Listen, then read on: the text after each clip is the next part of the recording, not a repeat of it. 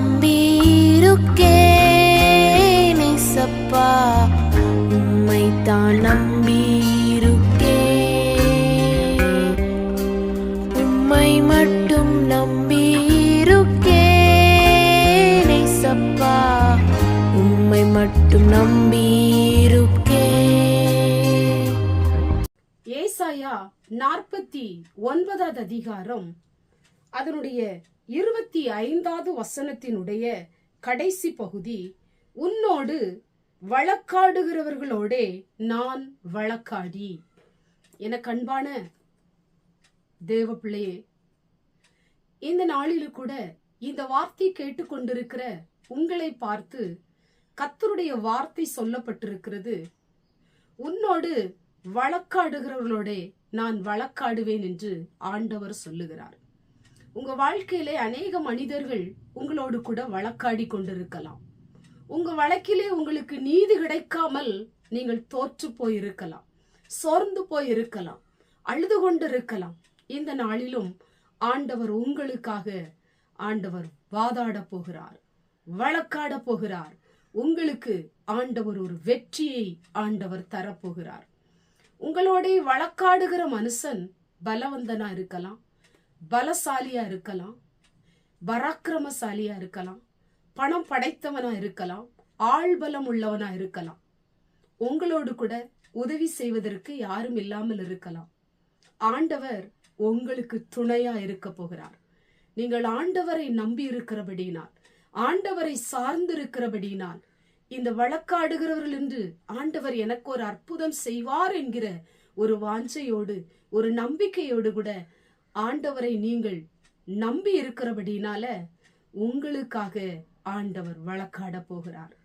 கண்பான தேவ பிள்ளையே, உங்களுடைய வேலை ஸ்தலத்துல மனுஷன் உங்களுக்கு விரோதமாய் எழும்பி உங்களோடு வழக்காடி கொண்டிருக்கிறானா? நீங்க படிக்கிற இடத்துல இன்னைக்கு நிறைய மனிதர்கள் உங்களுக்கு எதிராக எழும்பி வழக்காடி கொண்டிருக்கிறாங்களா? உங்க குடும்பத்துல மனிதர்கள் வழக்காடி கொண்டிருக்கிறாங்களா? உங்களுடைய சொத்துக்களை பறிப்பதற்கு, உங்களுக்கு உண்டானவைகளை பறிப்பதற்கு, உங்களுக்கு வர வேண்டிய ஆசீர்வாதங்களையும் உங்களுக்கு வர வேண்டிய உயர்வுகளையும் தடை பண்ணுவதற்கு அநேக மனிதர்கள் எதிராய் வழக்காடி கொண்டிருக்கிறாங்களா? பயப்படாதீங்க, கலங்காதீங்க. இன்றைக்கு ஆண்டவர் உங்களை பார்த்து சொல்லுகிறார், உன்னோட வழக்காடுகிறவர்களோட நான் வழக்காட போகிறேன். உனக்கு ஒரு வெற்றியை நான் தரப்போகிறேன். உன்னுடைய வாழ்க்கையில நீ இழந்து போன அத்தனை நான் உனக்கு திருப்பி மீட்டு தரப்போகிறேன். உன்னை ஆண்டவர் ஆசீர்வதிக்க விரும்புகிறார். உன்னுடைய கலங்கின வாழ்க்கையை, உன்னுடைய அழுது கொண்டிருக்கிற வாழ்க்கையை, உன்னுடைய சோர்ந்து போகிற வாழ்க்கையை, உன்னுடைய தள்ளப்பட்ட வாழ்க்கையை நான் தலை நிமிர்ந்து நிற்கும்படி செய்ய போகிறேன். நான் உனக்கு உதவி செய்வேன், நான் உனக்கு துணையாயிருப்பேன், நான் உன்னோடு கூட இருந்து செய்கிற காரியம் பயங்கரமாயிருக்கும் என்று ஆண்டவர் வாக்கு கொடுக்கிறார். சொந்து போகாதே தேவ பிள்ளையே, கலங்கி போகாதே. நிச்சயமா உன்னுடைய வழக்கிலே உனக்கு ஒரு வெற்றி உண்டு, உனக்கு ஒரு மீட்பு உண்டு. உனக்கு ஆண்டவர் இன்றைக்கு ஒரு அற்புதத்தை ஆண்டவர் செய்ய விரும்புகிறார். அவர் உனக்காக வழக்காட போகிறார், வாதாட போகிறார். குற்றச்சாட்டுகள் எழும்பி இருக்கிறதா? அநேக மனிதர்கள் பொய் சாட்சிகள் எழுப்பி கொண்டிருக்கிறாங்களா?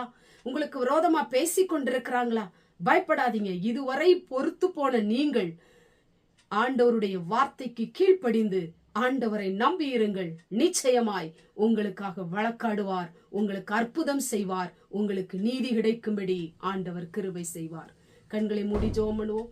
எங்கள் பரிசுத்தமுள்ள நல்ல பிதாவே, கேட்டதான வசனத்தின் மூலமாய் உன்னோடே வழக்காடுகிறவர்களோடே நான் வழக்காடுவேன் என்று வேதம் சொல்லப்பட்டது போல எத்தனை மனிதர்கள் உடைய பிள்ளைகளை பயமுறுத்தி கொண்டிருக்கலாம், அழ வைத்துக் கொண்டிருக்கலாம்.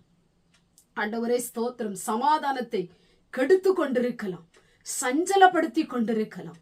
ஆண்டவரை கிடைக்க வேண்டிய ஆண்டவரை சொத்துக்களை பறிக்க நினைக்கிற கூட்டங்கள், ஆண்டவரை ஸ்தோத்திர கத்தாவே எல்லாம் செயலிழந்து போகும்படியா செபிக்கிறோம். உடைய பிள்ளைகளை தலை நிமிர்ந்து நிற்க பண்ணும். இயேசுவின் மூலம் செபிக்கிறோம் பிதாவே, ஆமென்.